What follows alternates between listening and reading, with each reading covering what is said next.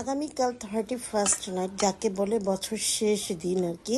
তো এমন কিছু অকারেন্স করব না যাতে আমাদের মুসলিমের জন্য জায়েজ নয়। হ্যালো ভিউয়ার্স, আসসালামু আলাইকুম। কেমন আছেন সবাই?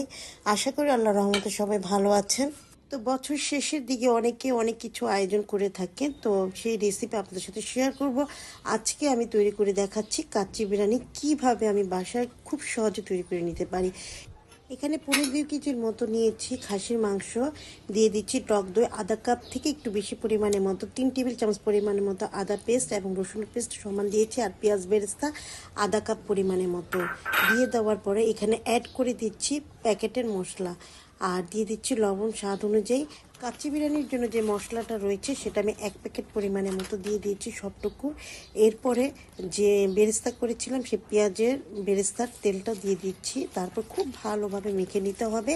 মাখানো হয়ে গেলে এটা রেখে দিচ্ছি 20 থেকে 30 মিনিটের মতো। এরপর উপর থেকে সরষের তেল দিয়ে দিচ্ছি 1/3 কাপ পরিমাণের মতো। আর কাচ্চি বিরিয়ানির সময়, রান্না করার সময় যদি চর্বির তেল থাকে নিতে পারেন, আমি কিন্তু নিয়ে নিই, যেহেতু আমার হাজব্যান্ডের খাওয়া নিষিদ্ধ, সেই জন্য যতটুকু সম্ভব হয়েছে আমি তেলটা কম পরিমাণে দিয়েছি। এরপরে এটা মাংসটা হতে থাক। আরেকটি চুলার মধ্যে আমি দিয়ে দিচ্ছি পানি, আর ফুটন্ত পানির মধ্যে তেজপাতা, স্টার অ্যানাস, আর দিয়ে দিচ্ছি গুঁড়া দুধ, আর যত রকমের গরম মশলা আছে সেটাও দিয়ে দিচ্ছি। সাথে কিন্তু শাহি জিরা অবশ্যই দিতে হবে।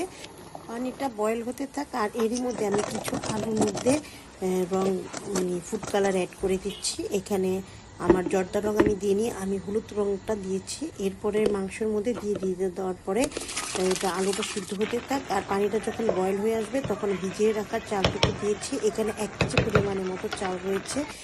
80% চাল যখন সিদ্ধ হয়ে যাবে তখন আমি এটা ঝরা দিয়ে রেখে দিয়েছি। এরপরে যে পাতিলের মধ্যে আমি দমে দিব সে পাতিলের মধ্যে প্রথমে একটু তেল লাগিয়ে নিয়েছিলাম। এরপরে একটা লেয়ারে লেয়ারে দিয়ে দিচ্ছি, চালটা দিয়ে দিচ্ছি প্রথমে, এরপরে মাংসটি দিয়ে দিব। এভাবে লেয়ারে লেয়ারে বসিয়ে দিচ্ছি।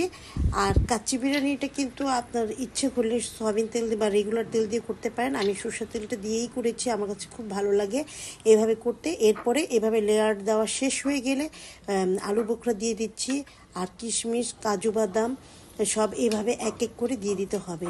সাধারণত আমরা কাচ্চি বিরিয়ানিতে যা দিই, মানে দোকানে খেতে গেলে যেরকম খাই আর কি সেরকমই থাকবে।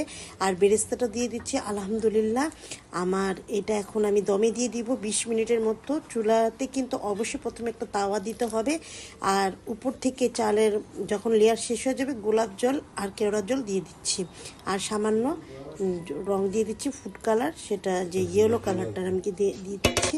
আর এখানে কোটিং করে নিচ্ছি যাতে বাইরের হাওয়াটা ভিতরে না যায়। আর সবসময় চেষ্টা করুন ছড়ানো পাতিলের মধ্যে কাচ্চি বিরিয়ানি বা পোলাও এগুলো রান্না করা, তাহলে কিন্তু খুব ভালো হয়। 20 মিনিটের মতো দমে দেওয়ার পরে আমি এখন এটা ঢাকনা খুলে নিচ্ছি। আলহামদুলিল্লাহ, খুব ভালো হয়েছে, আর খেতেও কিন্তু অসাধারণ হয়েছে। বাসা অবশ্যই এটা ট্রাই করে দেখবেন। আপনাদের ভাইয়া আমাকে হেল্প করছে, এপাশ ওপাশ করে মিশিয়ে দিচ্ছে। আলহামদুলিল্লাহ, খেতে কিন্তু অসাধারণ হয়েছে। বাসা অবশ্যই এটা ট্রাই করে দেখবেন। ধন্যবাদ।